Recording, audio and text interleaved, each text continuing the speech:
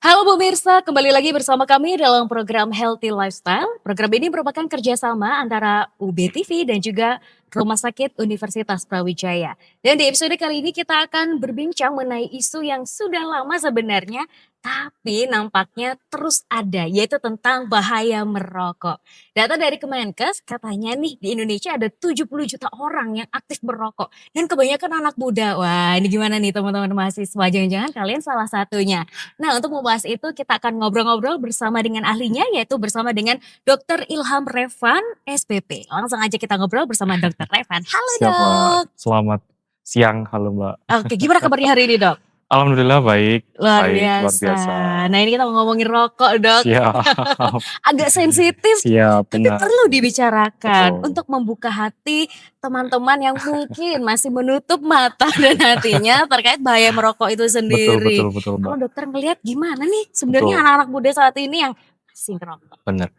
Rokok itu all the years topics ya, Mbak. Jadi Iya, sepanjang tahun tuh topiknya akan ada terus tuh. Beda sama betul. Sonhorek mungkin topiknya akan in waktu lagi karnaval-karnaval tuh Mhm. Agustusan dan segala macam. Tapi kalau rokok, saya rasa pendapat saya tentang rokok itu lifestyle, apalagi anak-anak muda, Ah, betul. Itu lifestyle, maksudnya mereka merokok tuh, wih harus nih, soalnya teman-teman merokok nih, aku kepingin mau coba. Jadi sudah menjadi bagian dari ah, lifestyle sebenarnya, I see. Jadi gitu. bukan karena sehat atau enggak, tapi kayak lebih keren nih ya kalau ngerokok. Benar, benar, Nah, kerennya ke sana I see. sebenarnya. Nah ini nih saatnya dokter untuk menjelaskan. Jangan hanya Betul, karena betul, lifestyle dan keren, karena sebenarnya rokok itu berbahaya, bahkan ada zat betul, adiktif di dalamnya. betul, zat Gimana aditif. sih dok penjelasan secara medisnya? Secara medisnya rokok itu memang betul ada yang paling ini udah sangat umum ya, Mhm, yang namanya zat tar, terus kemudian nikotin dan juga mhm, bahan adiktif lainnya. oke. Adiktif ya bukan aditif. Jadi kalau Oh, memang dengan adiktif berarti dia membuat penggunanya itu menjadi edik. Jadi merasa ah, kemudian butuh untuk mhm, merokok. mhm. Banyak lagi kemudian statement, pasien-pasien yang kemudian merokok adalah justru karena, "Saya stres Dok kalau tidak merokok." Oh, Nah, itu sebagian sebagian dari efek adiksi sebenarnya, dari zat-zat yang ada di dalam rokok. ah, Itu ada banyak sekali, mungkin ada sekitar puluhan, wis, selain mungkin yang paling memang, populer, mhm, tar dan juga nikotin. Nah, itu juga memang, ah, zat major yang mungkin mhm, membuat perokok itu mendapatkan sensasi yang tidak didapatkan, tidak bisa digantikan oleh sih. yang lainnya. Sehingga mereka akan kemudian, aku pengen ngerokok nih, aku pengen ngerokok terus terus terus," gitu. I see. Tapi kalau cuman, terasa edik dengan ngerokok kok sampai bisa membahayakan tuh kenapa sih, Dok? Betul, karena memang zat-zat tadi itu benar, zat-zat tadi itu, Mhm, memicu terjadinya karsinogen satu, dan mhm. juga memicu kerusakan jaringan paru yang lebih lanjut lagi. Oh ini. Pasien-pasien sering tuh kemudian datang usia usia lanjut terutama usia lima Mhm. puluh 60, saya tanya, "Pak ngerokok nggak?" "Iya Dok, ngerokok mulai usia berapa?" Sepanjang usianya mungkin sebagian besar mereka habiskan untuk merokok, Wow. gitu. Kemudian menjadi berbahaya karena timbul berbagai macam jenis penyakit paru Mhm, yang bisa mhm. muncul, ya. Salah satu yang paling sering adalah yang namanya PPOK, penyakit paru obstruktif kronis, Wow. atau kita sebut, itu sebagai penyakit ini nih Pak, Bu, parunya molor. Gimana itu, Dok? Emang cukup Parunya rongganya kalau nah, molor? itu dia, karena rongganya nggak cukup, parunya molor, ukurannya besar, akhirnya keluhannya timbul. "Dok, kenapa? Saya Oh. pendek, saya gampang capek, Mhm. perut saya begah, Wow. saya batuk tidak sembuh-sembuh." Mhm. Jadinya itu, karena paru yang tidak seharusnya. Kemudian kadang ada logika yang salah tuh gini, apa namanya, "Dok, kan bagus tuh parunya molor, jadi volumenya bisa lebih besar kan," gitu ya. Wah, nggak seperti itu logikanya, ya. Oh, oke. Paru yang molor itu adalah justru paru yang tidak fungsional.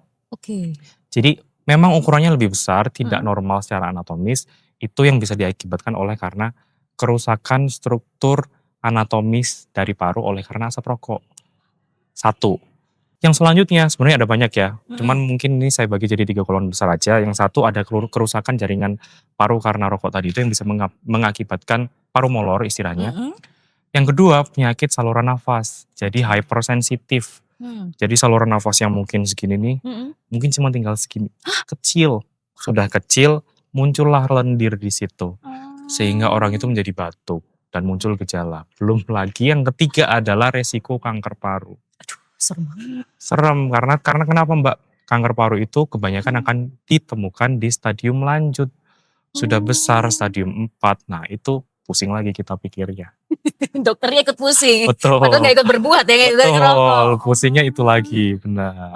nah tadi menarik dokter bilang banyak pasien di usia lanjut. Tapi apa Betul. memungkinkan nih anak-anak muda? Karena kan data dari Kemenkes ternyata bilang banyak anak muda ternyata. Mungkin, sangat mungkin, betul. Mungkin, sangat Oke. mungkin. Karena penyakit-penyakit yang tadi itu Mhm. hypersensitivitas saluran nafas, atau di kelompok besarnya adalah penyakit saluran nafas atau PSN.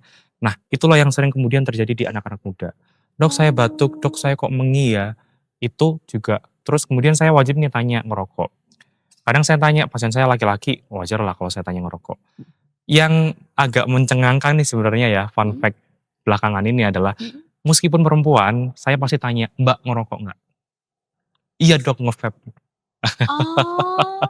Itu mahasiswi-mahasiswi sering banget terjadi seperti itu. Kadang orang tua pun yang, Heeh. wanita, saya juga harus nanya, "Bu, ngerokok nggak?" Ternyata merokok. "Iya dok, saya merokok." Kan banyak tuh ya apalagi pasien-pasien kita nuwun sewu di, apa namanya, yang masih di desa, masyarakat-masyarakat yang Mhm masih di mhm. desa, kebanyakan itu zaman dulu mereka tuh merokok. Atau kalau bukan Mmm. seperti itu suaminya yang merokok, jadilah mereka perokok pasif. Iya sih, iya Atau iya ini nih, iya. Iya iya. mungkin di kota udah nggak ada ya. Mhm. Ini, kalau di desa itu masak pakai kayu, Mhm. masak pakai tungku Dok. Nah, itu sama sebenarnya paparannya, Serius Dok? gitu. Betul, itu sama Kasihan paparannya. Atau banget. ini, misalkan mereka sering bilang, "Iya Dok, tetangga saya suka bakar sampah." Itu juga? Itu juga bisa jadi faktor resiko Aduh. yang polusi-polusi udara yang kadang kita tidak sadari terjadi selama Heeh bertahun-tahun heeh. dan menjadi faktor resiko banyak banget penyakit paru, Wah, gitu. kasihan banget ya, maksudnya yang nggak ngerokok akhirnya kena Yang dampak. nggak ngerokok juga kena, betul. Aduh, ya ampun. Oke, nah Seperti itu. masih penasaran sama yang muda dan, usia lanjut ya, jangan Betul, yang tua betul. ya, Dok, ya. Jangan ya.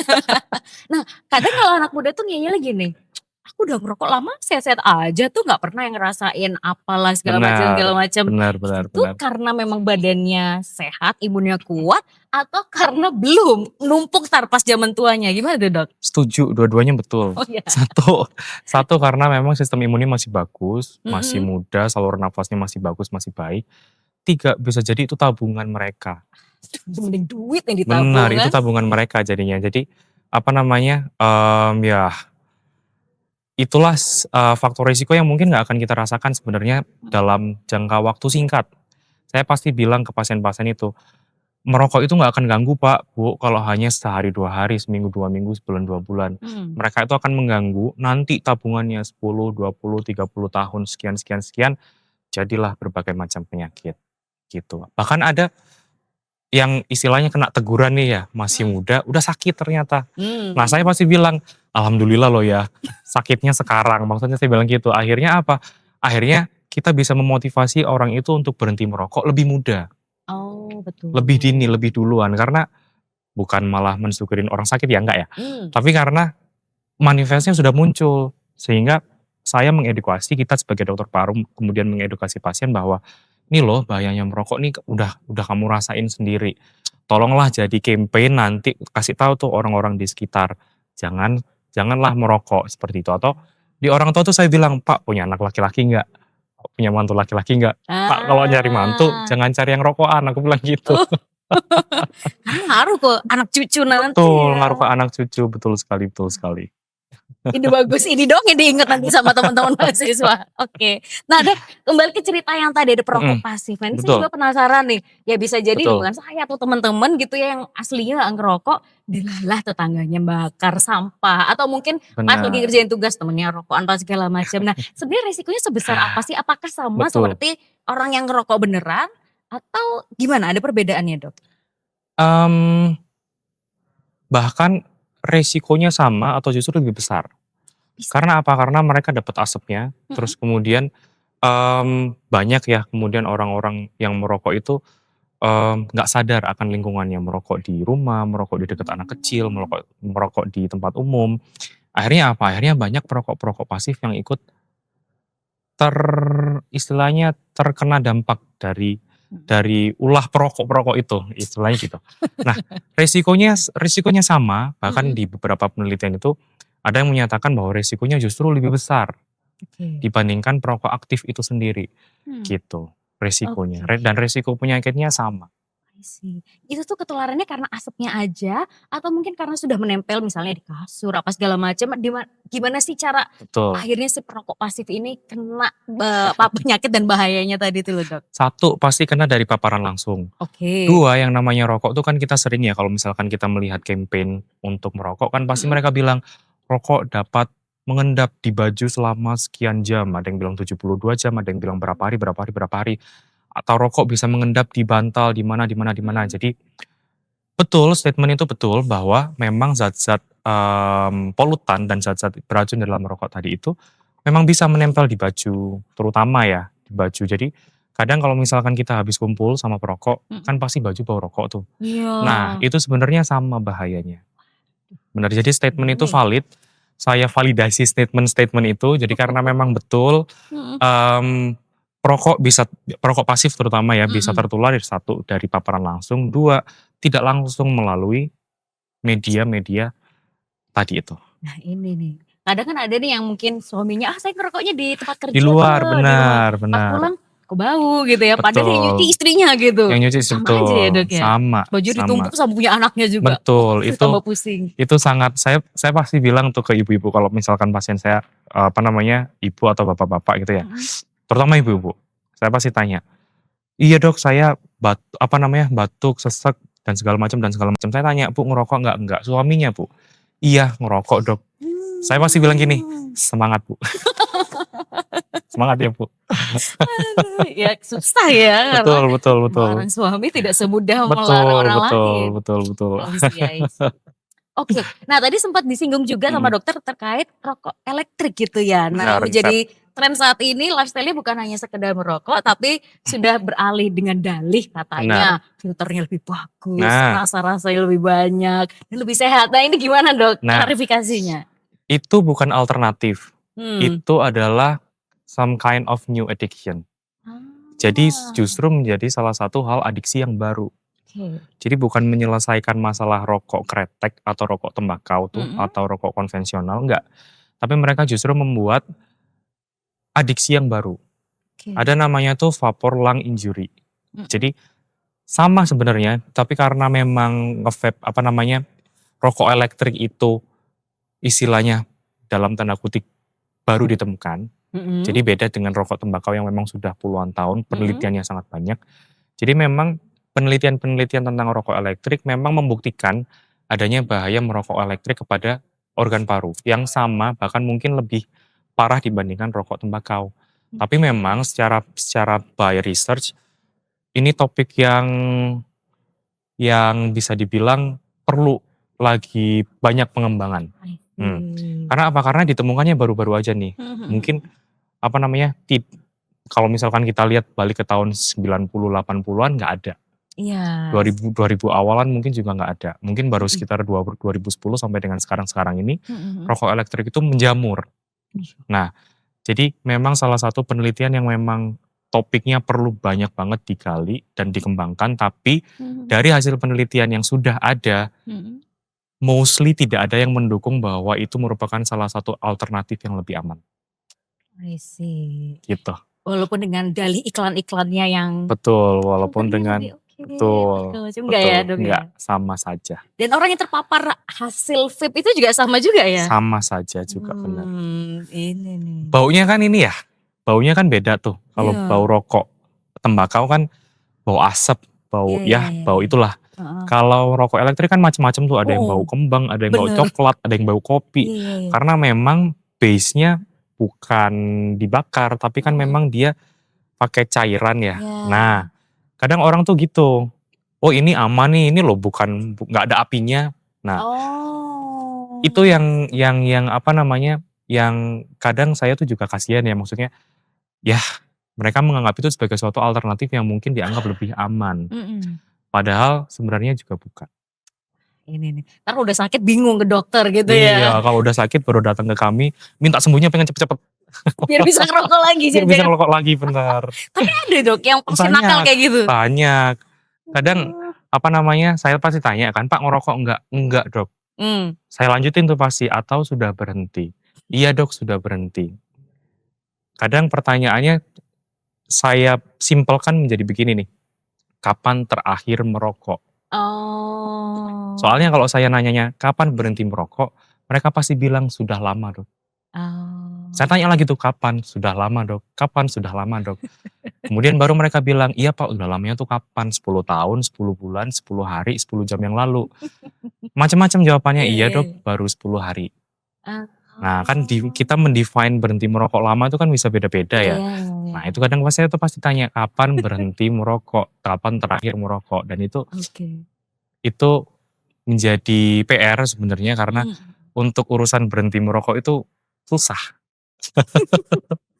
Jadi PR Benar, bersama ya? jadi PR bersama, Harus didukung betul. lingkungan juga kali ya? Harus didukung lingkungan Ada juga. nggak sih Dok sebenarnya solusi yang ya apa ya, kan tadi ada zat adiktif yang kata dokter bisa menenangkan apa segala macam gitu ya, akhirnya kan pengaruhnya ke mental, psikologisnya apa segala Betul, macam. betul. Penggantinya ada nggak sih? Kan nggak Betul, ngerti saya juga. suggestion-nya ke situ.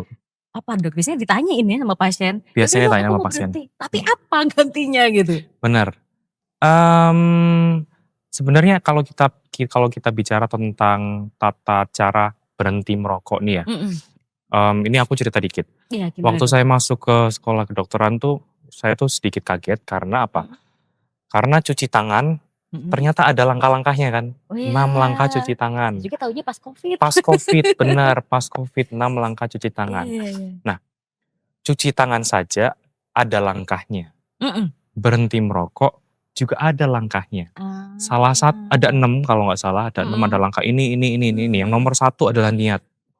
Ini. Benar, mau nggak dia berhenti merokok? Iya iya Kalau iya. dia berniat, "Mau Dok saya berhenti merokok," lanjut ke Mhm. langkah yang berikutnya. Ah.